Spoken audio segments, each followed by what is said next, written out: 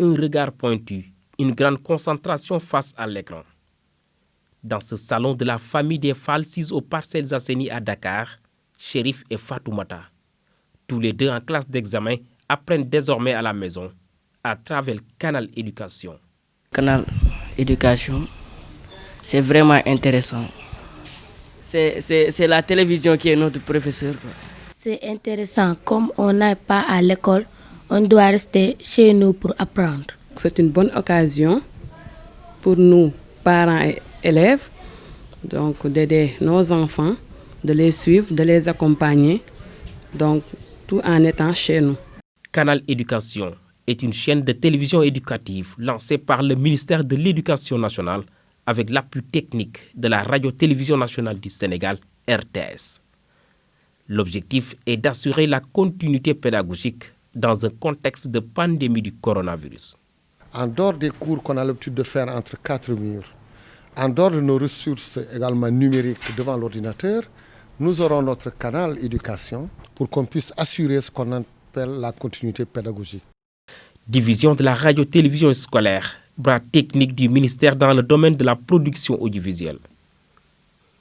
Ici, des équipes de production pédagogique rompues à la tâche et encadrées par des inspecteurs généraux de l'éducation et de la formation sont mobilisés pour élaborer les fiches.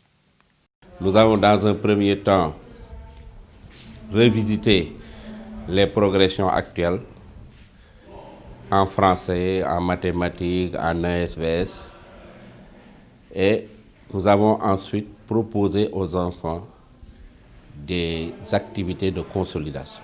Dans la conception de ces ressources-là, il a fallu d'abord une préparation théorique par le producteur.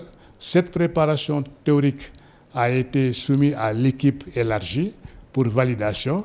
Et une fois que la production théorique est validée, c'est la scénarisation qui suit et ça a ainsi mené à une vidéo.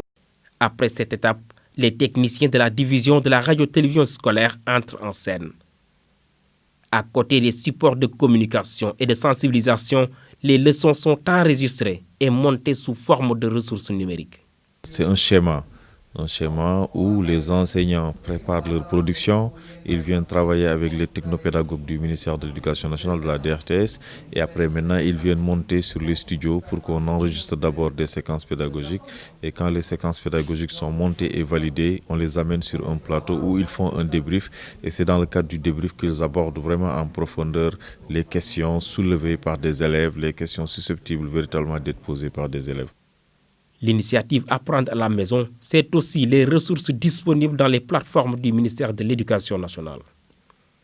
L'utilisation des radios communautaires et de duplicopieurs pour toucher le maximum d'élèves dans les zones où l'Internet et la télévision ne sont pas accessibles.